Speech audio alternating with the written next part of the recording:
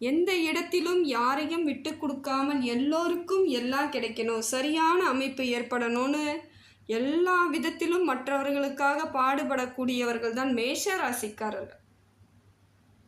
எல்லாத்துலேயும் சரி சமமாக இருக்கணும், யாருக்கும் எந்த பிரச்சனையும் வரக்கூடாது, அதுவும் நம்மளால் மற்றவங்களுக்கு சின்னதாக கூட வரக்கூடாதுன்ற நல்ல எண்ணத்திற்கு உரிய சொந்தக்காரர்கள் மேஷராசிக்காரர்கள். இப்படிப்பட்ட மேஷ ராசிக்கு கிரக நிலவரம் எப்படி இருக்குன்னு சொல்லிட்டு பார்க்கலாங்க. இது நாள் வரைக்கும் எப்படியோ இருந்தாலும் இதற்கு மேல் மாற்றம் உண்டாகக்கூடிய காலகட்டத்தில் தாங்க இருக்கிறீங்க. என்னங்க 7.5 சனியில் நாங்கள் விரய சனியில் வந்திருக்கோம் அப்படிங்கிறீங்களா? எதுவாக இருந்தாலும் உங்களை நீங்கள் சரியாக அமைத்து கொண்டால் எந்த பிரச்சனையும் கிடையாதுங்க. சனி பகவான் உங்களுக்கு துரோகம்லாம் செய்ய போகிறவர் கிடையாது, அதை முதல்ல புரிஞ்சுக்கணும். சனி பகவானால் உங்களுக்கு பெரிய பிரச்சனைகள் வராமல் இருக்கணும் அப்படின்னா நீங்கள் சரியாக நடந்து கொண்டால் போதும். இப்போ எப்படி பயணம் பண்ணிகிட்ருக்கீங்களோ அதை தான் பண்ணணும். புது முயற்சிகள் எதுவும் பண்ணாமல் இருந்தாலே பெரிய விஷயங்க. புதுசாக ஏதாவது பண்ண போகிறேன், நான் அதை பண்ண போகிறேன், இதை பண்ண போகிறேன் அப்படின்னு இறங்கும் பொழுது தான் உங்களுக்கு விரயங்கள் தன்னால் தேடி வரும். நீங்கள் எதுவுமே பண்ணாமல் எப்பையும் செய்யக்கூடிய காரியங்களை இப்போ செஞ்சுட்டு இருந்தாலே போதும். புது முயற்சிகளை தவிர்த்தாலே உங்களுக்கு பொருளாதாரத்தில் பிரச்சனையே கிடையாதுங்க. கொஞ்ச காலம் அமைதியாக தான் இருந்தாகணும். இதற்கு முன்னாடியே அதெல்லாம் ஆரம்பித்து பண்ணியிருக்கணும். இல்லை நான் பண்ணலை அப்படின்றவங்க இப்பையும் பண்ணாதீங்க. ஏற்கனவே பண்ணிகிட்ருக்கவங்க அதை கண்டினியூ பண்ணிட்டு போயிட்டே இருங்க. அதுதான் வாழ்க்கையில் உங்களுக்கு உன்னதமான காலகட்டத்தை சனி பகவான் கொடுக்கக்கூடிய காலமாக இருக்குதுங்க. மேஷ ராசிக்கு ராசிக்குள்ளேயே சூரிய பகவான் உங்கள் ராசியிலே இருக்கார். இது உங்களுக்கு பெரிய மாற்றம் தான், நல்லது தான், முன்னேற்றம் தான். சூரியன் உங்கள் ராசியில் இருப்பது நல்லது தான். என்ன, உடம்பு மட்டும் கொஞ்சம் தேக ஆரோக்கியத்தை பார்த்துக்கணும். தேவையில்லாத வீணாக உடம்பு எப்போவோ ஹீட் ஆகும், இல்லை அம்மை வர்றது, கப்பலம் வர்றது, அந்த மாதிரியான சில பிரச்சனைகள் தான் இருக்கும். மிச்சபடி அவர் பொருளாதார மாற்றத்தெல்லாம் கொடுக்குறாருங்க. பொருளாதாரம் சிறப்பாக இருக்கும் உங்களுக்கு. தொழில் வளர்ச்சி நல்லா இருக்குது. தொழிலில் லாபம் ஏற்படும், செல்வ செழிப்பு கிடைக்கும், அந்தஸ்து கிடைக்கும், கௌரவம் கிடைக்கும். திட்டமிடல் உங்களுக்கு தெளிவாக இருக்கும். அதே போல் இப்போ எதை செய்தாலும் கரெக்டாக பிளான் போடுவீங்க. இதை செய்யணும் அதை செய்யணும்னு சொல்கிற அளவுக்கு சூரியன் பலமாய் இருப்பது உங்களுக்கு நல்ல மாற்றம் தாங்க, தப்பே கிடையாது. ராசிக்குள்ளேயே சூரியன் இருப்பது இன்னும் உங்களுக்கு உடம்புல சின்ன சின்ன ஹீட்டு இருந்தாலும் சுறுசுறுப்பாக செயல்படுவீங்க, மந்தமாக இருக்க மாட்டீங்க, பயங்கர ஆக்டிவாக இருப்பீங்க. இத்தனை நாள் வரைக்கும் எந்திரிச்சு காலையில் எந்திரிக்கிறதுக்கே ஒரு சோம்பேறித்தனப்பட்டவங்க இப்போ காலையில் ஆட்டோமேட்டிக்காக முழிப்பு வந்துடும், இயல்பாக எந்திரிப்பீங்க, ரிலாக்ஸாக இருப்பீங்க. இதையெல்லாம் உங்களுக்கு சூரிய பகவான் கொடுக்கறது நல்ல ஒரு மாற்றம்ங்க. அதே போல் எந்த முடிவு எடுத்தாலும் இப்பொழுது உங்களுக்கு வெற்றி கிடைக்கும். புது முயற்சியை தவிர நீங்கள் எந்த முடிவு வேணாலும் எடுக்கலாம். இதை செய்யலாம், அதை பண்ணிட்டு வரணும். இதில் ஏற்கனவே இருக்கக்கூடிய செயல்களில் நீங்கள் கரெக்டாக முடிவு எடுத்தீங்கன்னா கரெக்டான மாற்றம் ஏற்பட்டுடுங்க. அதே போல் திடீர் அதிர்ஷ்டத்தையும் தரக்கூடிய காலகட்டத்தில் சூரிய பகவான் இருக்கார். நல்ல ஒரு மாற்றம்.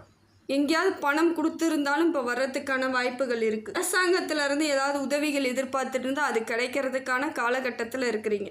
சரியான மாற்றத்திற்கான வழிவகைகளை சூரிய பகவான் செய்வது உங்கள் வாழ்க்கையில் பெரும் பங்கு இப்போ நல்ல அமைப்பில் தான் இருக்குது. எல்லாத்துக்கும் பயந்துட்டு இருக்க முடியாதுங்க.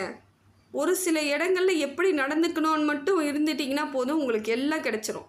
ஆனால் நீங்கள் தேவையில்லாமல் ஏதாவது செய்யும் பொழுது தான் பிரச்சனை ஏற்படும். எப்பொழுதும் செய்யும் காரியத்தை செஞ்சுக்கிட்டே இருங்க. மற்றபடி இறைவன் உங்களை கரெக்டான வழிக்கு, பாதைக்கு அவர் கொண்டுட்டு போயிட்டே இருப்பார். இதுதான் உங்களுக்கு இப்போ சூரியனால் நடக்கக்கூடிய மாற்றமாக இருக்குதுங்க. அடுத்தது பார்த்திங்கன்னா குரு பகவான் உங்களுக்கு பெரும் பகுதி நல்ல அமைப்பை ஏற்படுத்தி கொடுக்குறாருங்க.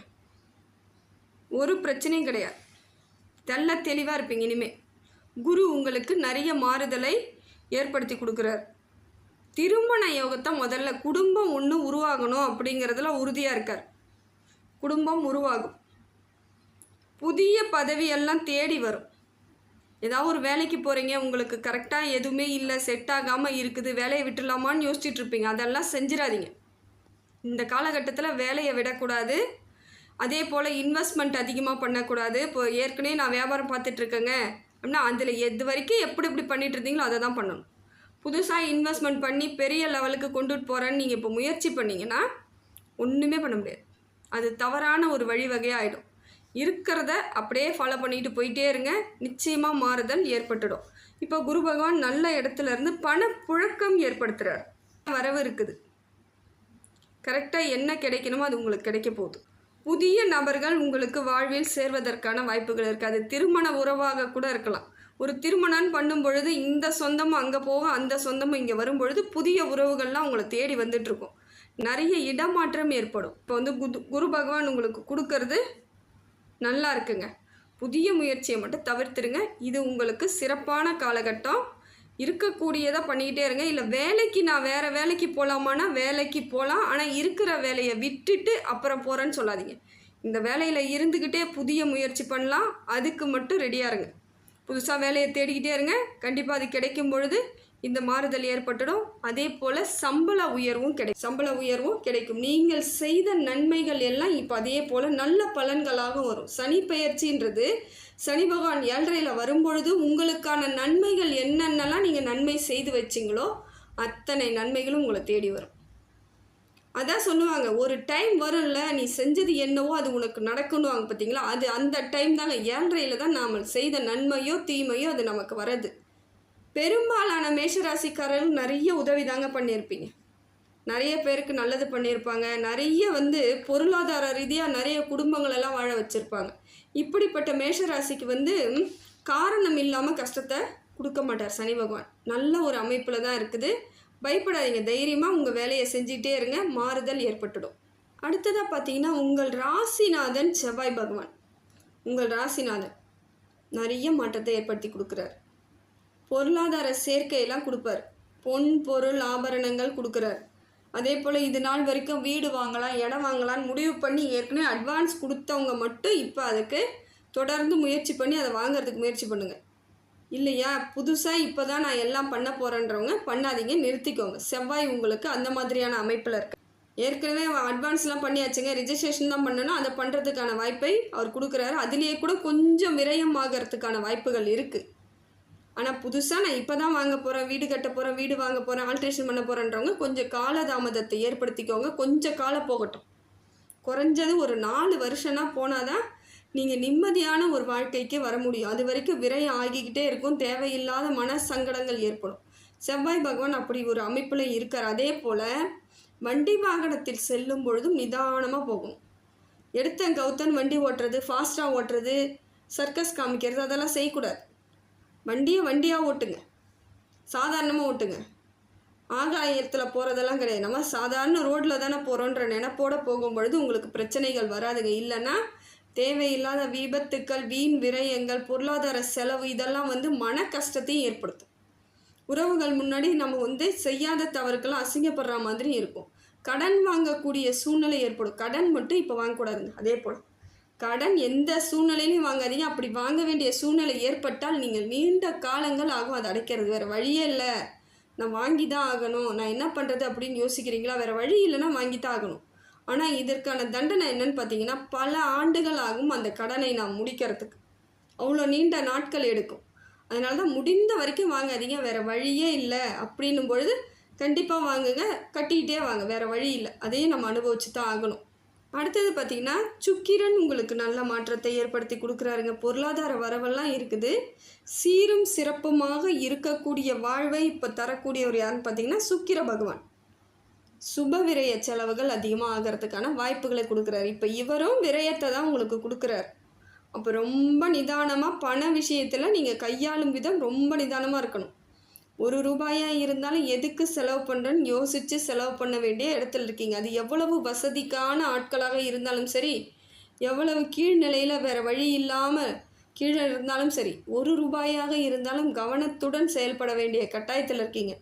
விரைன்றது இப்போ சனி பகவானும் கொடுக்குறாரு, குரு பகவானும் கொடுக்குறாரு, சுக்கிர பகவானும் கொடுக்குறாரு, செவ்வாய் பகவானும் கொடுக்குறாங்க. இப்போ தொடர்ந்து உங்களுக்கு விரயம் இருந்துக்கிட்டே இருக்குது. கொஞ்சம் பார்த்துக்கோங்க. இது ஆனால் சுபவிரய செலவாக கொடுக்குறார். நிறைய நல்ல மாற்றங்கள், பிள்ளைகளுக்கெல்லாம் திருமணம் பண்ணுறவங்க நிறைய பேர் இருப்பாங்க. மேஷராசிக்காரர்கள் அவங்க பிள்ளைங்களுக்கு திருமணம் பண்ணுவாங்க. இல்லை வேறு வழி இல்லை, அதெல்லாம் பண்ணி தான் ஆகணும். வளைகாப்பு பண்ண வேண்டியது, காது குத்து செய்ய வேண்டியது, ஏதோ ஒரு விதத்தில் அதெல்லாம் இயற்கையாக அமையிறது. வீடு வாங்கிறது, வீடு கட்டுறத வேணால் தள்ளி போடலாம். ஆனால் இந்த ஒரு சில விஷயங்களை கண்டிப்பாக பண்ணி தான் ஆக வேண்டிய கட்டாயத்தில் இருக்கிறதுனால இந்த செலவுகள் வரதான் செய்யும். கொஞ்சம் நிறுத்தி நிதானமாக பண்ணுங்கள். கையை கடிக்காத அளவுக்கு பார்த்துக்கோங்க. ஏன்னா பொருளாதாரன்றது இன்றைக்கி வந்து ₹1 எடுத்து செலவு பண்ணுறது டக்குன்னு பண்ணிடலாம். ஆனால் அந்த ₹1 திரும்பி நமக்கு வர்றதுக்கு பல நாட்கள் ஆகும். அதனால தான் யோசித்து செலவு பண்ணுங்கன்னு சொல்கிறது. அதே போல் வியாபாரம்லாம் நல்லா இருக்குங்க. வியாபாரம் பண்ணுறவங்களுக்குலாம் திடீர் யோகத்தை கொடுக்குறார். பொருளாதார மாற்றத்தை ஏற்படுத்துகிறார். பொருட்களை உடனடியாக விற்று தீர்க்கும் அளவு ஏற்படும். அந்த அமைப்பையும் உங்களுக்கு சுக்கிர பகவான் கொடுக்குறாரு. இது ஒரு நல்ல மாற்றத்திற்கான வழிவகை தாங்க. சிறப்பாக கையாண்டிங்கன்னா இந்த காலகட்டத்திலையும் நீங்கள் சந்தோஷமாக நிம்மதியாக நிறைவான வாழ்க்கையை வாழ முடியும். கிரகங்கள் அப்படி ஒரு அமைப்பில் தான் இருக்குது. அடுத்தது பார்த்திங்கன்னா ராகுவும் கேதுவும் எப்படி இருக்காருன்னு பார்த்தா நல்ல மாற்றத்தை கொடுக்குறாருங்க. ராகு வந்து தெளிவில்லாத செலவுகளை கொடுக்கறதுக்கு அவர் ரெடியாக இல்லை. அவர் வந்து தெளிவாக பார்த்துட்டார். இப்போ உங்களுக்கு பொருளாதார வரவை கொடுத்துருவோம், செலவு கொடுக்க வேண்டாங்கிற இடத்துக்கு இப்போ ராகு பகவான் வராரு. இப்போ இவர் உங்களுக்கு சப்போர்ட்டும் ஒரு பக்கபலம் தாங்க. வரவை மட்டும் ஏற்படுத்தி செலவு இல்லாமல் வச்சுருக்கிறது பெரிய விஷயம். அந்த செலவு நீங்கள் தான் பண்ண போகிறீங்க. அவர் உங்களுக்கு எந்த செலவும் கொடுக்கல. அப்போ பார்த்து பண்ண வேண்டியது உங்கள் கையில் தான் இருக்குது. அதே போல் மன தைரியத்தை ஏற்படுத்தி கொடுப்பார். வெற்றிக்கான பாதைகளை வழிவகுக்க எப்படி செய்யணுன்ற உறுதியை கொடுப்பார். மனசுக்குள்ளே ஒரு நிறைவான தெம்பு கொடுக்குறார். பயப்படாதீங்க, இனி வரக்கூடிய காலங்கள் எல்லாம் சிறப்பான காலமாக இருக்குன்ற மனசில் உறுதியோடு செயல்படுங்க. ராகு உங்களுக்கு நல்ல சப்போர்ட் பண்ணுறாருங்க. அடுத்தது பார்த்திங்கன்னா கேது பகவான் தான் கொஞ்சம் உங்களுக்கு சரியில்லாத அமைப்பில் இருக்காருங்க. தேவையில்லாத செலவுகளை கொடுப்பார். அதே போல் நிறைய டென்ஷன் ஆகிற மாதிரி கோவத்தையும் ஏற்படுத்துகிறார். டக்குன்னு கோவம் வர மாதிரி இருக்கும், தூக்கம் இல்லாமல் இருக்கும், சரியாக பசிக்காத போல் இருக்கும், மனசுக்குள்ளே பாரமாக இருக்கும். எதிரிகள் உங்களுக்கு உருவாகிறதுக்கான வாய்ப்பு இருக்குது. அரசாங்கத்துலேருந்து ஏதாவது உதவி வரணும்னா இவர் தடுக்கிறதுக்கான வாய்ப்புகளும் இருக்குது.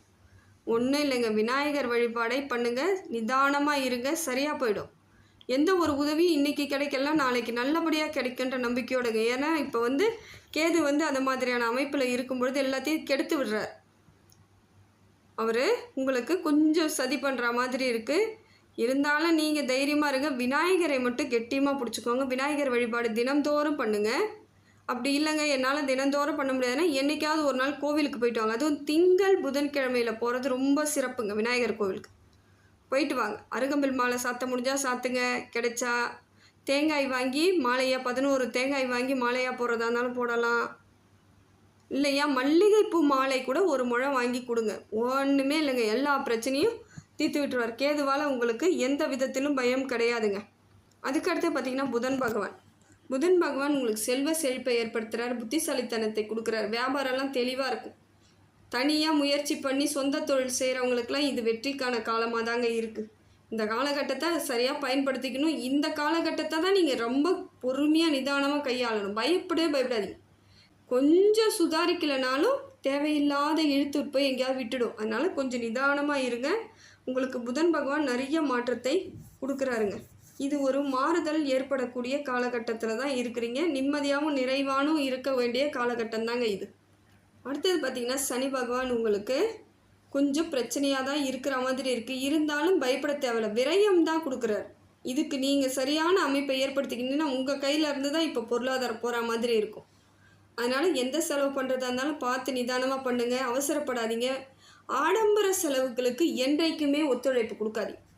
அது உங்கள் வீட்டில் இருக்கவங்க யார் செய்தாலுமே கொஞ்சம் கண்ட்ரோல் பண்ணணும். நீங்கள் செய்யலைனாலும் உங்கள் கணவனாக இருக்கலாம், மனைவியாக இருக்கலாம், குழந்தைங்களாக இருக்கலாம், தாய் தந்தை எதுவாக இருந்தாலும் கொஞ்சம் விரயத்தை மட்டும் தவிர்க்கணும்னு நினச்சிங்கன்னா வீண் செலவு இல்லை வந்து அந்த ஆடம்பர செலவு மற்றவங்க முன்னாடி கௌரவமாக இருக்கணுன்றதுக்காக சில செலவுகளை எல்லாம் செய்வாங்க. அதெல்லாம் இடம் கொடுக்காதீங்க. யாரோட கௌரவமும் நமக்கு தேவை கிடையாது. நம்ம கையில் பொருளாதாரம் இல்லைன்னா எப்படியாக இருந்தாலும் கௌரவம் கிடைக்காது. அதனால் முடிஞ்ச வரைக்கும் கையில் பணத்தை கெட்டியமாக வச்சுக்கிறதுக்கு முயற்சி பண்ணுங்கள். சில இடங்களில் எதுக்குமே விட்டு கொடுக்காம நிற்கணும். விட்டே கொடுக்கக்கூடாது. செய்யக்கூடாதுன்னா செய்யக்கூடாது, வாங்கக்கூடாதுன்னா வாங்கக்கூடாதுன்ற உறுதியோடு இருந்து பாருங்கள். உங்களுக்கு விரய சனியால் பெரிய பிரச்சனைகள் ஆபத்துக்கள் எதுவுமே வராதுங்க. பொருளாதார மாற்றம் இருக்குது, தொழில் மாற்றம் இருக்குது. இந்த தொழிலேருந்து வேறு தொழிலுக்கு போகலாமான்ற எண்ணம்லாம் இருக்குது. இருந்தாலும் வேலை வந்த பிறகு தான் நீங்கள் வந்து வேலையை விடணும். இந்த வேலையை விட்டுட்டு அந்த வேலைக்கு போகிறேன்னு சொல்லும் பொழுது உங்களுக்கு அங்கேயும் கிடைக்கலன்னா பிரச்சனையாயிடும். அதே போல் அது உங்களுக்கு சரிப்பட்டு வருமானம் பார்த்துட்டு தான் அதில் கண்டினியூ பண்ணணும். எடுத்தங்கவுடன் எந்த விஷயத்தையும் முடிவு பண்ணாதீங்க. இந்த காலகட்டத்தை சரியாக கொண்டுட்டு போயிட்டீங்கன்னா உங்களுக்கான காலமாக இருக்குதுங்க.